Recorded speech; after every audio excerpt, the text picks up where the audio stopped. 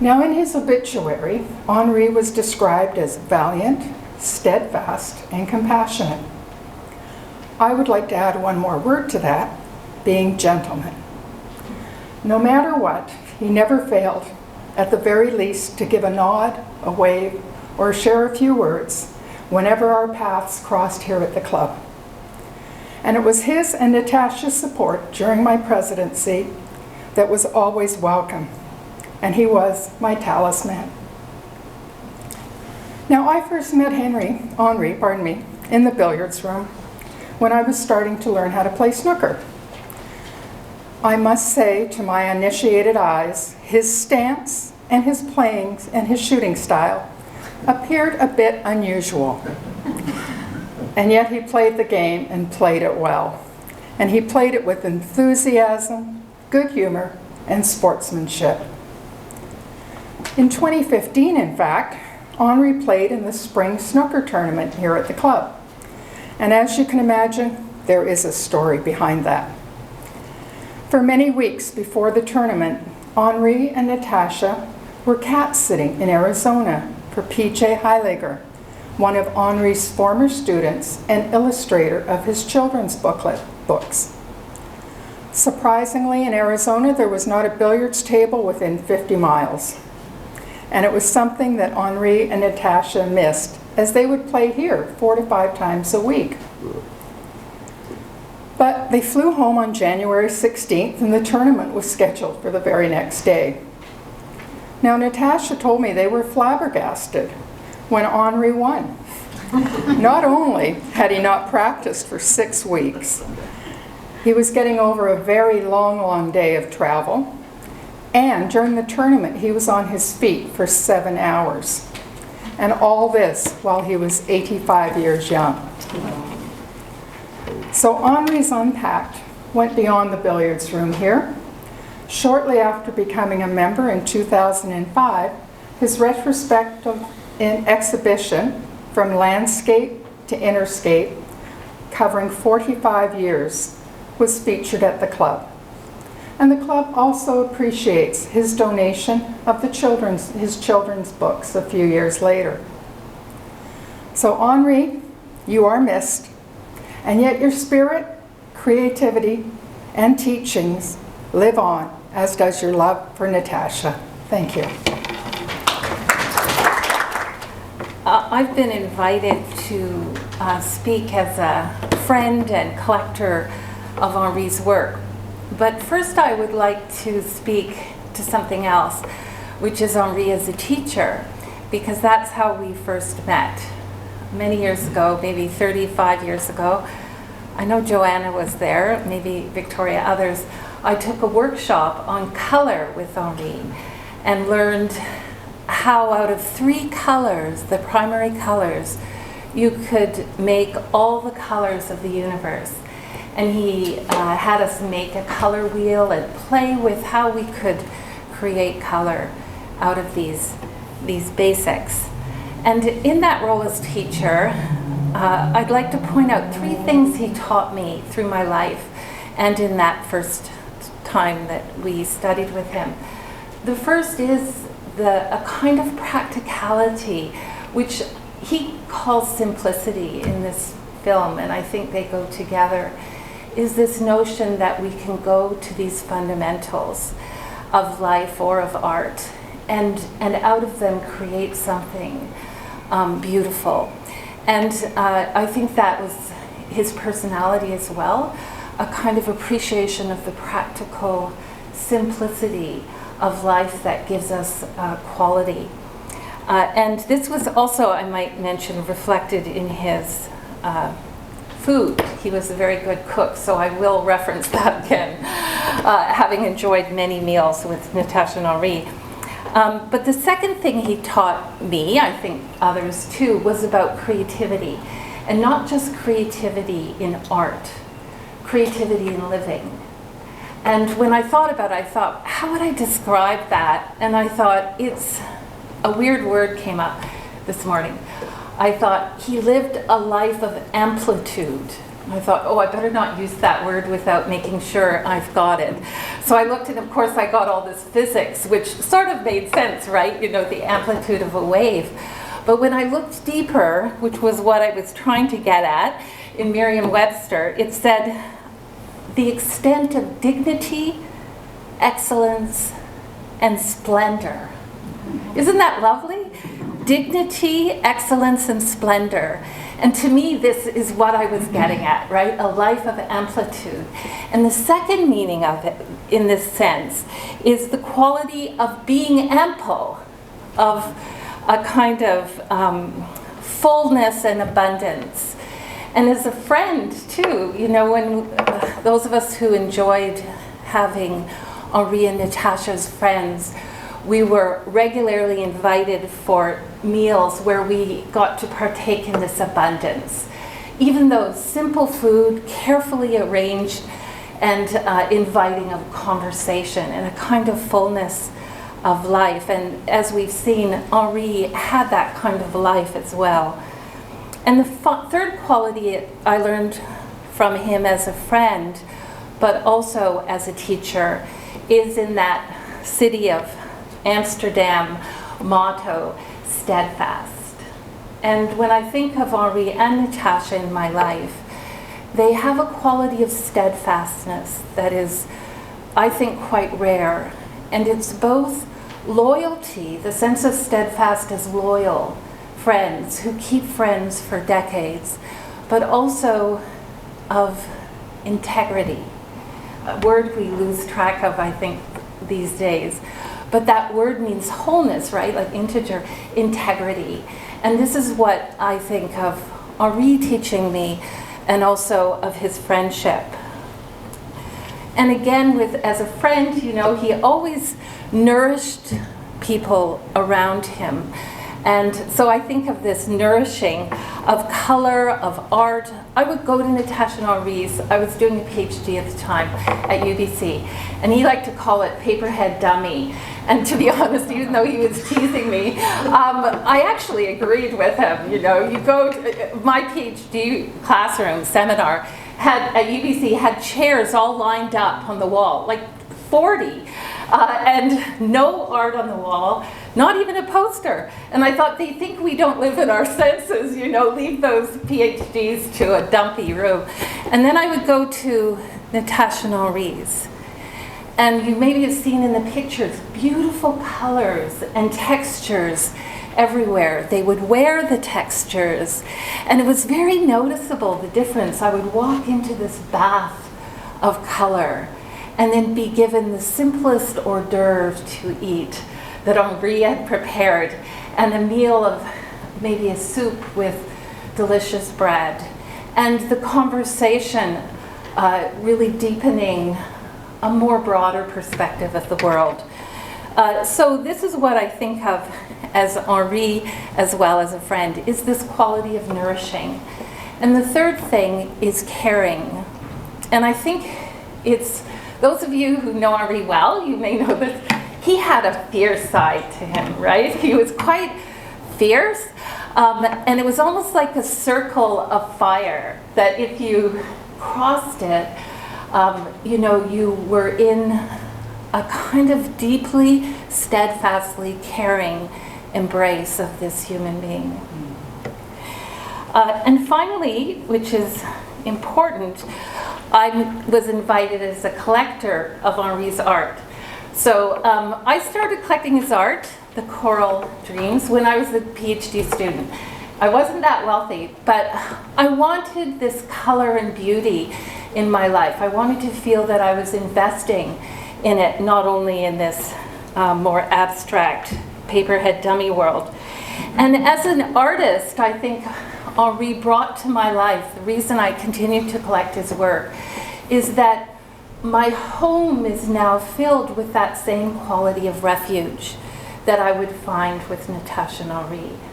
And I even would tell them this, that if I was upset or feeling a little down, I only had to peruse the walls of my house to be uplifted by these paintings to a different place, a place of light, of a different perspective below the appearance of things, or above the appearance of things.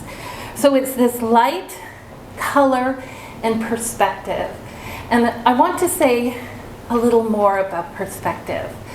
That Henri was called, I think, an abstract artist. We would call his work perhaps abstract. But it wasn't just an imagined abstract, as we heard in his own words. It was a way to see beyond the appearance of things, to see that when we look at color, it's not separated from the cosmos or the biosphere, that he had this vision of a kind of connection between those. And we've heard about the cosmos very well. A lot of people have pointed to that. But maybe I'll take a moment to say I often choose pieces that, for me, bring me closer to the biosphere. I might call his work, he's an abstract ecologist, because he reminded me of our embodiment, our biological connection. So I thought to share it. I knew this before I searched these, by the way. I knew I would find this. But in the coral dreams, of course, coral, I looked up for photographs of small segments of coral and came across this picture. So you can see how much it resonates with the coral dream. And remembering that Henri was not drawing it to represent this. It was not representational, but rather in his kind of perspective and vision of color, it is echoing out of a kind of natural insight. And spatial rhythms, I always felt, was connected to DNA. I have 4 of these, by the way, including the curved ones we saw. And here's an electron microscope image of chromosomes. So you can see how close it is to these images. And I wanted to say this to give you a sense of what I see when I look at these paintings, this kind of resonance with the biological world, even though they appear so much as that kind of abstracted color and light. So thank you, and thank you, Henri. We're richer for having had you with us. Yes. Thank you.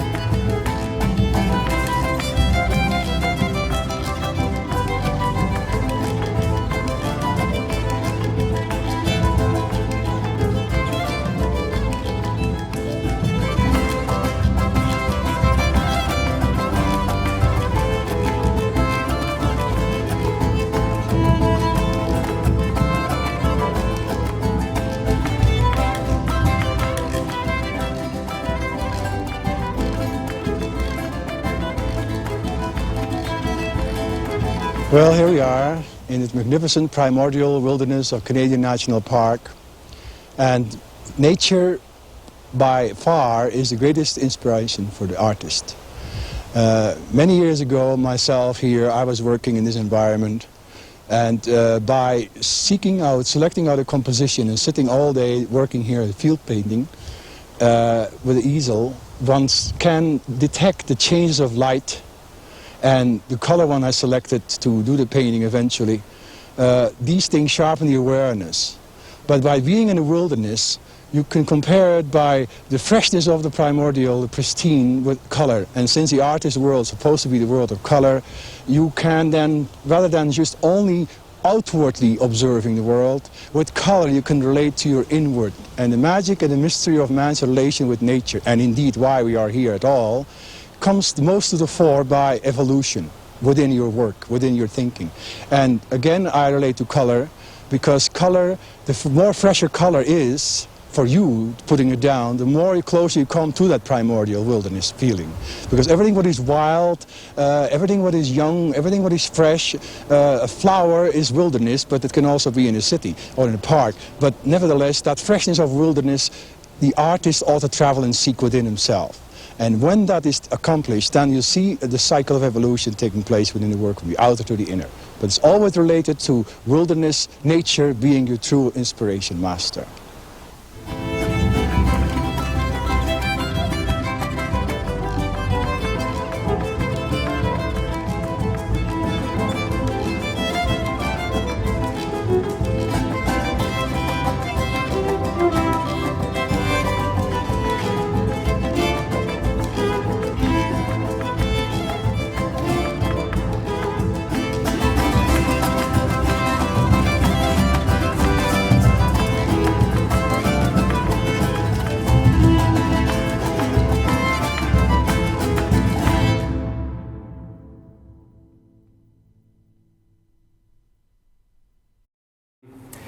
I met Henri shortly after into the tenure and to the start of my tenure in the Victoria Symphony, which was 22 years ago.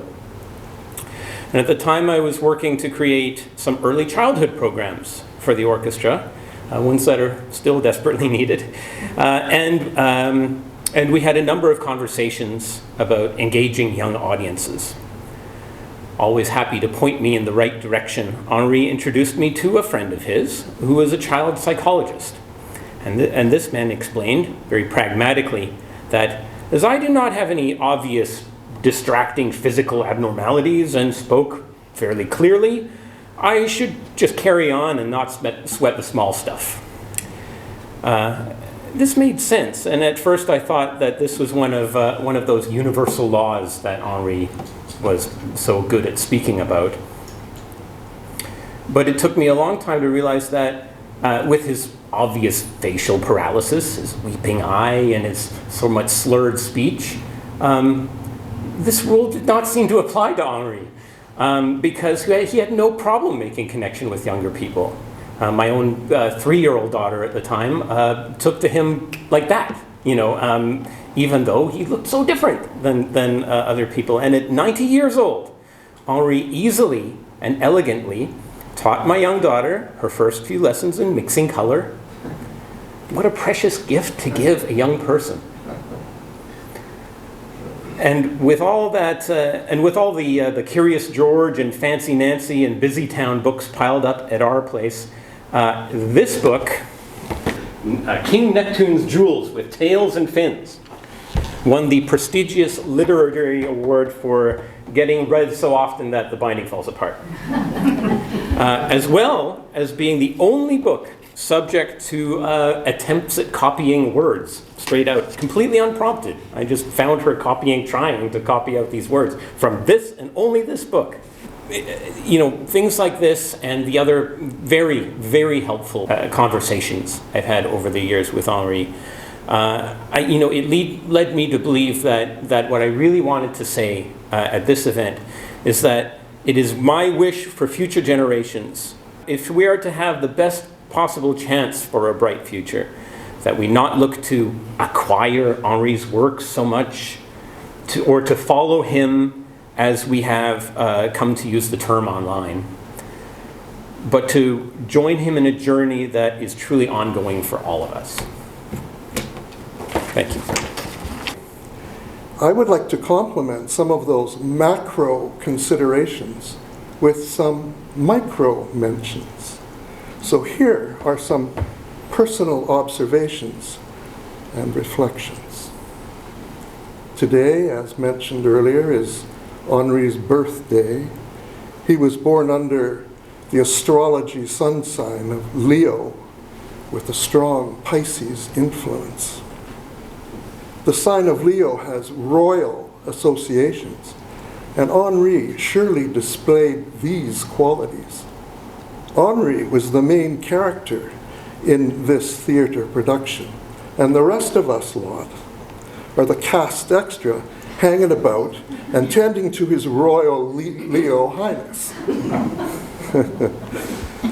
In the real world of body politic, royal power is born of the scepter, representing temporal power in the kingdom, and the royalty are feared and respected because of this. However, in the case of Henri van Bentum, it is not the power of the scepter and the royal army, but rather an unusually sensitive and receptive presence that somehow casts a regal-like aura. Henri lived with enhanced fluid sensitivity, especially to color, nuances of form, and shades and combinations. And in addition to paying careful attention to detail, Henri embodied an expanded, or perhaps better said, an unblemished sense of wonder. These combinations and receptive qualities help to explain how and why Henri would often enhance situations and people simply by his presence. And this, in turn, would inspire creativity and highlight beauty in many diverse situations. Henri and I collaborated on several projects, most recently an MP4 video project that displays the outstanding Organiverse mandalas in tandem with the poetic verse of Gitanjali, written by Rabindranath Tagore. The following verse, which I'll close with, is number 93 in this series. When I go from hence, let this be my parting word, that what I have seen is unsurpassable. I have tasted of the hidden honey of this lotus that expands on the ocean of light, and thus am I blessed. Let this be my parting word. In this playhouse of infinite forms, I have had my play, and here have I caught sight of him that is formless. My whole body and my limbs have thrilled with his touch, who is beyond touch. And if the end comes here, let it come. Let this be my parting word. Thank you so much, everyone, for coming from far and near. It means a great deal, especially on Henri's birthday. On a personal note, because I wouldn't know where to begin in speaking about Henri, I will in the next year or two be compiling some memorabilia, some messages and notes and essays and things, but that might take a year or two to actually complete. But I did want to say that living with Henri was a non-stop adventure. 51 years.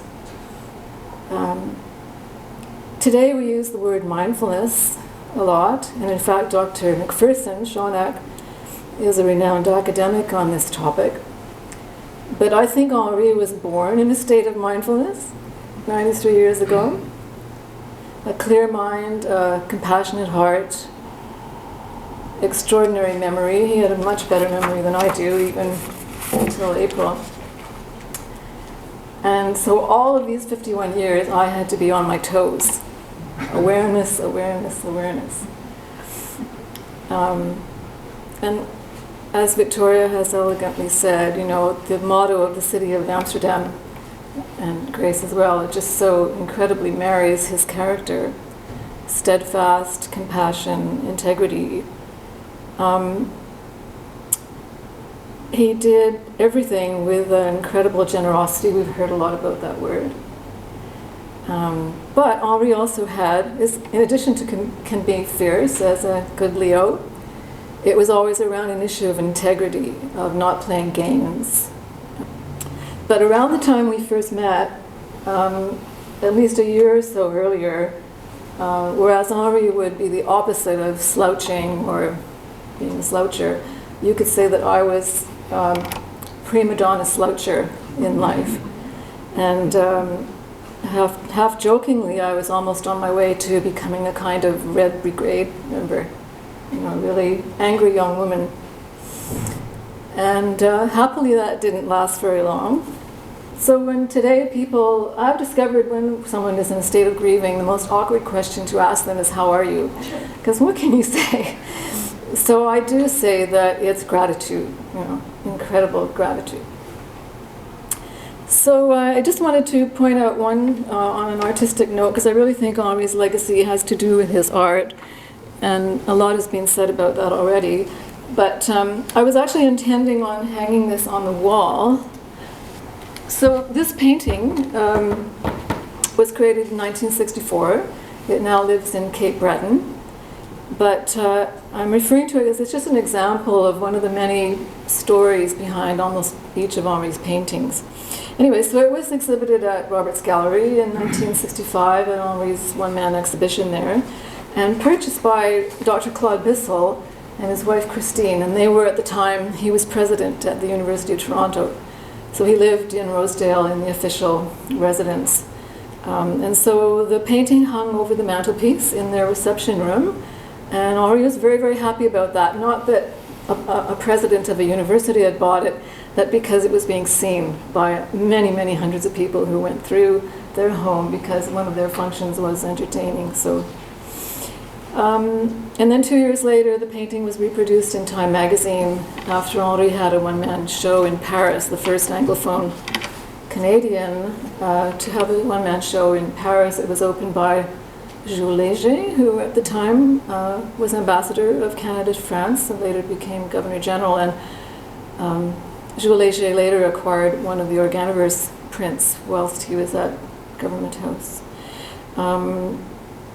And then fast forward 50 years later, during the International Year of Astronomy, as Jim talked about, Dr. Arcon, who's written on the back of the program, she became more familiar with Henri's work beyond the Organoverse and decided to reproduce it in her book on light. And Henri was quite tickled because there were only 3 other artists who were included in the book. And one of them was Vincent, who Henri explained to me why Vincent always signed his paintings Vincent, because he knew people beyond the Netherlands would have great difficulty pronouncing his name correctly, because if you pronounce it correctly, it sounds like you're spitting. And, you know, so he himself signed his paintings Vincent. So anyways, there was Vermeer, Vincent, and Monet, and Van Bentum. So he was really tickled. He thought there's 3 Netherlanders and just 1 Frenchman in the whole book.